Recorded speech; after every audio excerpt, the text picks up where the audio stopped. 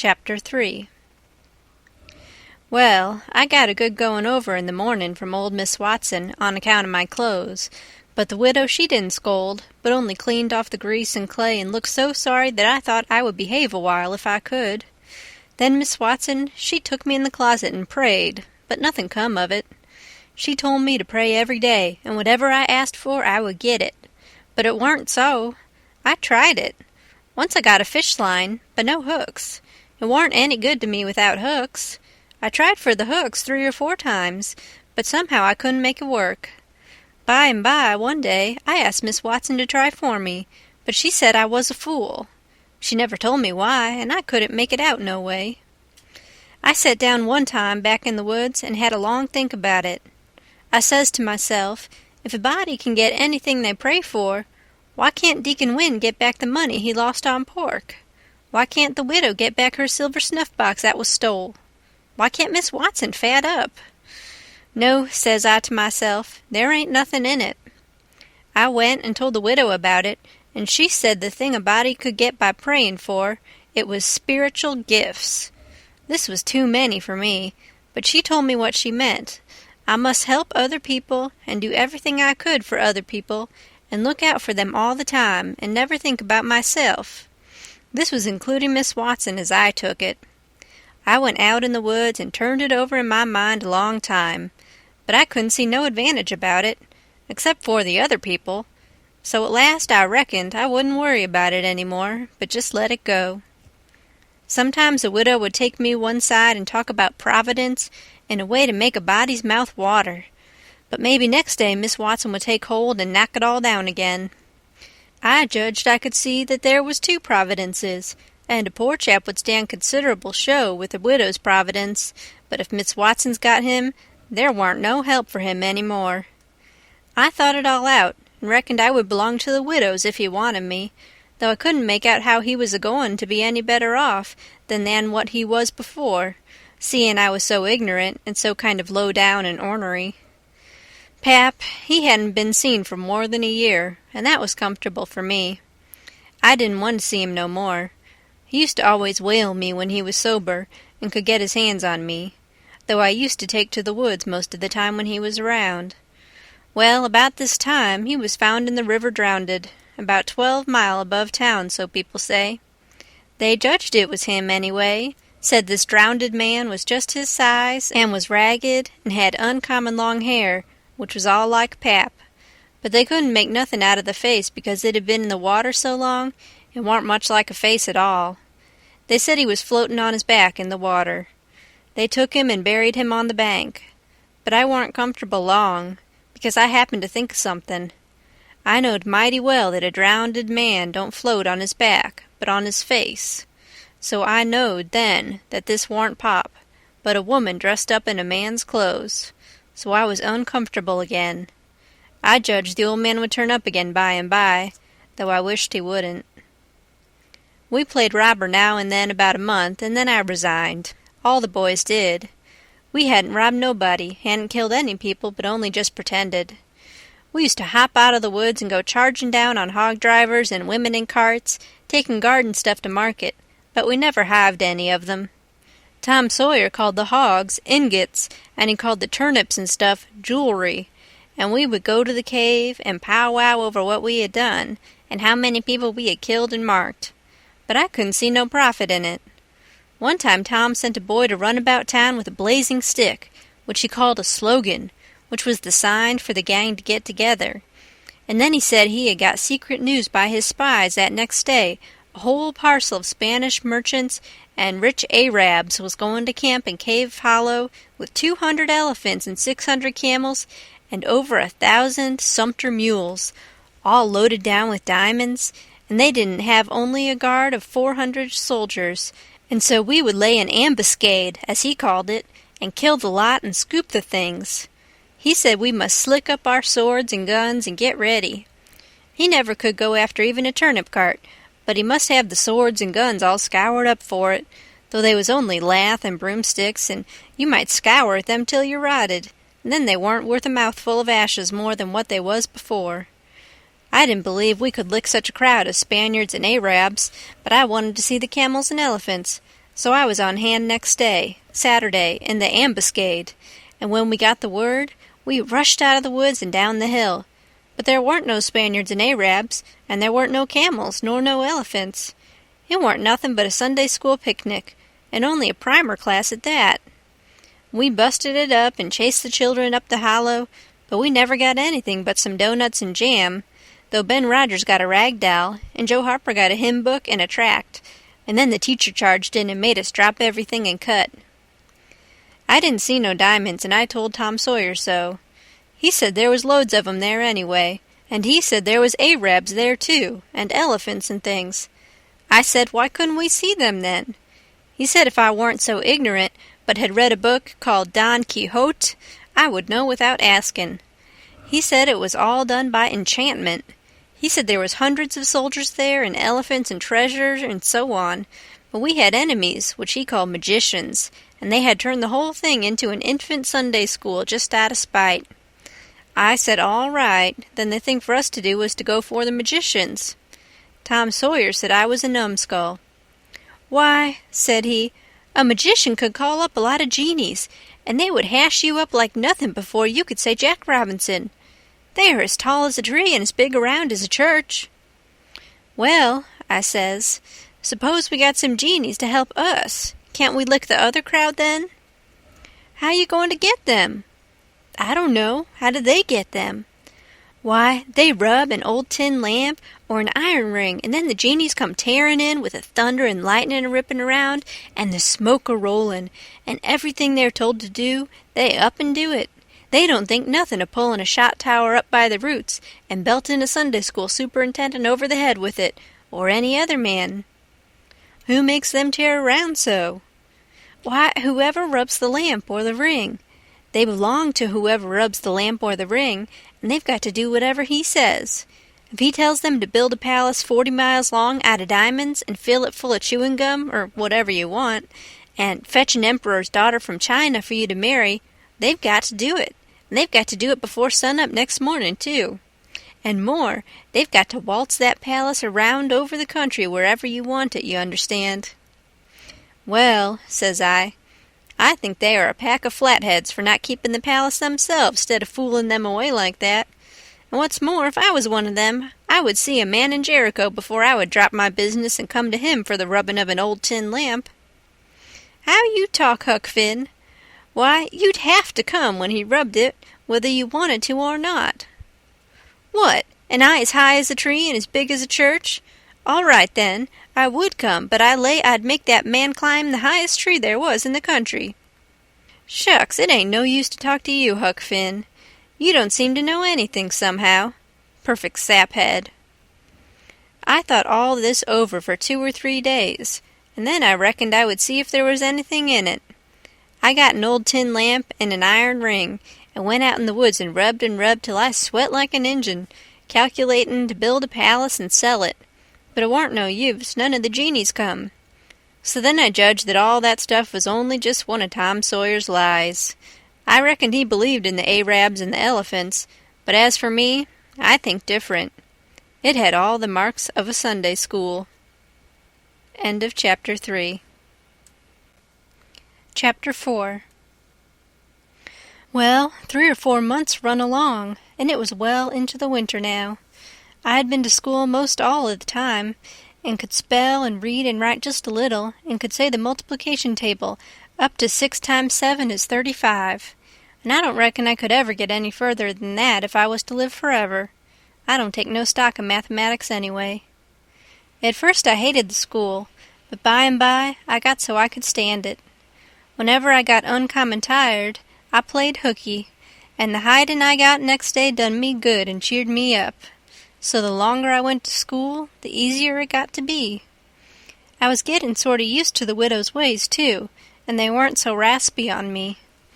Livin' in a house and sleepin' in a bed pulled on me pretty tight mostly, but before the cold weather I used to slide out and sleep in the woods sometimes, and so that was a rest to me. I liked the old ways best, but I was gettin' so I liked the new ways, too, a little bit. The widow said I was comin' along slow but sure, and doin' very satisfactory. She said she warn't ashamed of me at all. One morning I happened to turn over the salt cellar at breakfast. I reached for some of it as quick as I could to throw over my left shoulder and keep off the bad luck. But Miss Watson was in ahead of me and crossed me off. She says, "Take your hands away, Huckleberry. What a mess you were always making." The widow put in a good word for me, but that warn't going to keep off the bad luck. I knowed that well enough. I started out after breakfast, feeling worried and shaky and wondering where it was going to fall on me and what it was going to be. There's ways to keep off some kinds of bad luck, but this wasn't one of them kind, so I never tried to do anything but just poked along low-spirited and on the watch-out. I went down to the front garden and clumb over the stile where you go through the high-board fence. There was an inch of new snow on the ground, and I seen somebody's tracks. They had come up from the quarry and stood around the stile a while, and then went on around the garden fence. It was funny they hadn't come in after standing around so. I couldn't make it out. It was very curious, somehow. I was going to follow around, but I stooped down to look at the tracks first. I didn't notice anything at first, but next I did. There was a cross in the left boot heel, made with big nails, to keep off the devil. I was up in a second and shinning down the hill. I looked over my shoulder every now and then, but I didn't see nobody. I was at Judge Thatcher's as quick as I could get there. He said, "Why, my boy, you are all out of breath. Did you come for your interest?" "No, sir," I says. "Is there some for me?" "Oh, yes. A half-yearly is in last night. Over $150, quite a fortune for you. You had better let me invest it along with your 6,000, because if you take it, you'll spend it." "No, sir," I says, "I don't want to spend it. I don't want it at all, nor the 6,000 nother. I want you to take it. I want to give it to you, the 6,000 and all." He looked surprised. He couldn't seem to make it out. He says, "Why, what can you mean, my boy?" I says, "Don't you ask me no questions about it, please. You'll take it, won't you?" He says, "Well, I'm puzzled. Is something the matter?" "Please take it," says I, "and don't ask me nothing. Then I won't have to tell no lies." He studied a while, and then he says, "Oh, I think I see. You want to sell all your property to me, not to give it. That's the correct idea." Then he wrote something on a paper and read it over and says, "There, you see it says, 'for a consideration.' That means I have bought it of you and paid you for it. Here's $1 for you. Now you sign it." So I signed it and left. Miss Watson's nigger Jim had a hairball as big as your fist, which had been took out of the fourth stomach of an ox, and he used to do magic with it. He said there was a spirit inside of it, and it knowed everything. So I went to him that night and told him Pap was here again, for I found his tracks in the snow. What I wanted to know was what he was going to do, and was he going to stay? Jim got out his hairball and said something over it, and then he held it up and dropped it on the floor. It fell pretty solid and only rolled about an inch. Jim tried it again, and then another time, and it acted just the same. Jim got down on his knees and put his ear against it and listened. But it warn't no use. He said it wouldn't talk. He said sometimes it wouldn't talk without money. I told him I had an old slick counterfeit quarter that warn't no good, because the brass showed through the silver a little, and it wouldn't pass nohow even if the brass didn't show, because it was so slick it felt greasy, and so that would tell on it every time. I reckoned I wouldn't say nothing about the $1 I got from the judge. I said it was pretty bad money, but maybe the hairball would take it, because maybe you wouldn't know the difference. Jim smelt it and bit it and rubbed it, and said he would manage so the hairball would think it was good. He said he would split open a raw Irish potato and stick the quarter in between and keep it there all night, and next morning you couldn't see no brass, and it wouldn't feel greasy no more, and so anybody in town would take it in a minute, let alone a hairball. Well, I knowed a potato would do that before, but I had forgot it. Jim put the quarter under the hairball and got down and listened again. This time he said the hairball was all right. He said it would tell my whole fortune if I wanted it to. I says, "Go on." So the hairball talked to Jim, and Jim told it to me. He says, Yo' ole father don't know yet what he's a-gwine to do. Sometimes he spec he'll go 'way, and den again he spec he'll stay. De best way is to rest easy and let de ole man take his own way. Dey's 2 angels hovering round 'bout him. One of 'em is white and shiny, and de other one is black. De white one gets him to go right a little while, then de black one sail in and bust it all up. A body can't tell yet which one gwine to fetch him at de las', but you's all right. You gwine to have considerable trouble in yo' life, and considerable joy. Sometimes you gwine to get hurt, and sometimes you gwine to get sick, but every time you's gwine to get well again. Dey's 2 gals flyin' 'bout you in yo' life. One of 'em's light, and de other one is dark. One is rich, and de other's po'. You's gwine to marry de po' one first, and de rich one by and by. You wants to keep away from de water as much as you kin, and don't run no risk, case it's down in de bills dat you's gwine to get hung. When I lit my candle and went up to my room that night, there sat Pap his own self. End of Chapter 4. Chapter 5. I had shut the door, too. Then I turned around, and there he was. I used to be scared of him all the time, he tanned me so much. I reckoned I was scared now, too, but in a minute I see I was mistaken. That is, after the first jolt, as you may say, when my breath sort of hitched, he being so unexpected. But right away after I see him, I weren't scared of him worth bothering 'bout. He was most 50, and he looked it. His hair was long and tangled and greasy, and hung down, and you could see his eyes shining through like he was behind vines. It was all black, no gray. So was his long, mixed-up whiskers. There warn't no color in his face, where his face showed. It was white. Not like another man's white, but a white to make a body sick. A white to make a body's flesh crawl. A tree-toad white. A fish-belly white. As for his clothes, just rags, that was all. He had one ankle rest on the other knee. The boot on that foot was busted, and 2 of his toes stuck through, and he worked them now and then. His hat was layin' on the floor, an old black slouch with the top caved in like a lid. I stood a-lookin' at him. He set there a-lookin' at me, with his chair tilted back a little. I set the candle down. I noticed the window was up, so he had clum in by the shed. He kept a-lookin' me all over. By and by he says, "Starchy clothes, very. You think you're a good deal of a big bug, don't you?" "Maybe I am, maybe I ain't," I says. "Don't you give me none of your lip," says he. "You've put on considerable many frills since I've been away. I'll take you down a peg before I get done with you. You're educated, too, they say. Can read and write. You think you're better'n your father now, don't you, because he can't? I'll take it out of you. Who told you you might meddle with such highfalutin foolishness, hey? Who told you you could?" "The widow. She told me." "The widow, eh? And who told the widow she could put in her shovel about a thing that ain't none of her business?" "Nobody never told her." "Well, I'll learn her how to meddle. And looky here, you drop that school, you hear?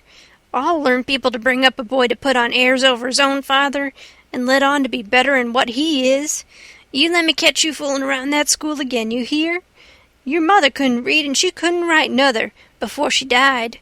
None of the family couldn't before they died. I can't, and here you're a-swelling yourself up like this. I ain't the man to stand it, you hear? Say, let me hear you read." I took up a book and begun something about General Washington and the wars.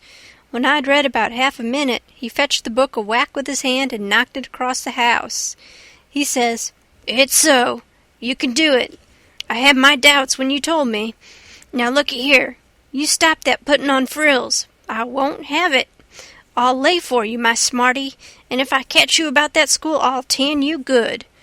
First, you know, you'll get religion, too. I never see such a son." He took up a little blue and yaller picture of some cows and a boy, and says, "What's this?" "It's something they give me for learning my lessons good." He tore it up, and says, "I'll give you something better. I'll give you a cowhide." He set there a-mumbling and a-growling a minute, and then he says, Ain't you a sweet-scented dandy, though? A bed and bedclothes, and a looking-glass, and a piece of carpet on the floor, and your own father got to sleep with the hogs in the tanyard. I never see such a son. I bet I'll take some of these frills out of you before I'm done with you. Why, there ain't no end to your airs. They say you're rich. Hey, how's that? They lie, that's how. Looky here, mind how you talk to me. I'm a-standing about all I can stand now, so don't give me no sass. I've been in town 2 days, and I hain't heard nothing but about you being rich. I heard about it away down the river, too. That's why I came. You get me that money tomorrow. I want it. I ain't got no money. It's a lie. Judge Thatcher's got it. You get it. I want it. I ain't got no money, I tell you. You ask Judge Thatcher, he'll tell you the same. All right, I'll ask him, and I'll make him pungle, too, or I'll know the reason why. Say, how much you got in your pocket? I want it. I ain't got only $1, and I want that, too. It don't make no difference what you want it for. You just shell it out. He took it and bit it to see if it was good. And then he said he was going downtown to get some whiskey. Said he hadn't had a drink all day. When he had got out on the shed, he put his head in again, and cussed me for putting on frills and trying to be better than him. And when I reckoned he was gone, he come back and put his head in again, and told me to mind about that school, because he was going to lay for me and lick me if I didn't drop that.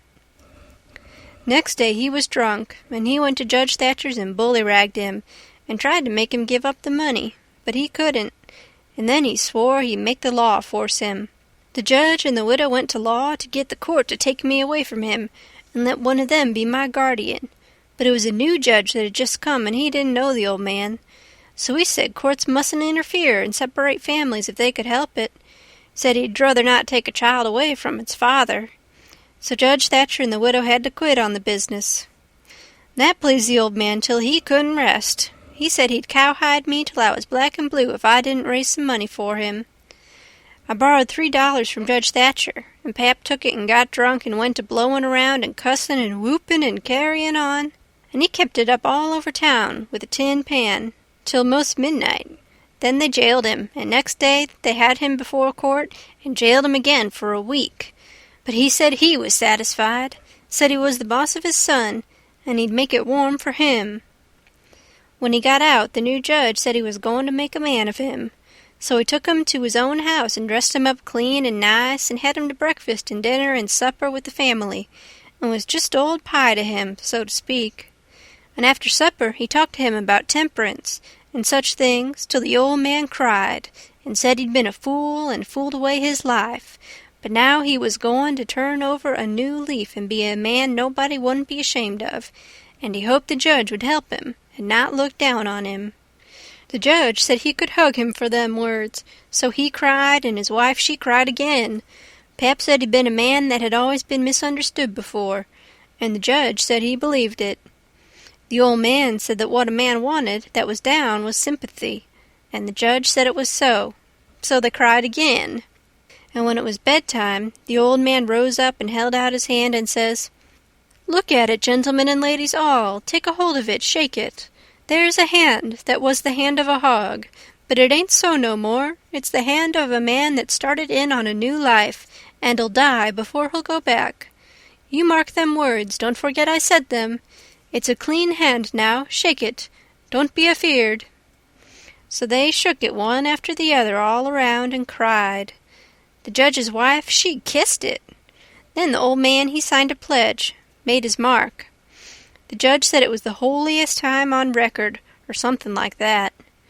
Then they tucked the old man into a beautiful room, which was the spare room, and in the night sometime he got powerful thirsty, and clumb out onto the porch roof and slid down a stanchion, and traded his new coat for a jug of 40 rod, and clumb back again and had a good old time. And towards daylight he crawled out again, drunk as a fiddler, and rolled off the porch and broke his left arm in 2 places, and was most froze to death when somebody found him after sun-up. And when they come to look at that spare room, they had to take soundings before they could navigate it.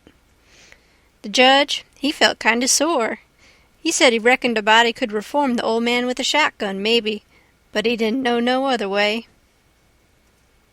End of chapter 5.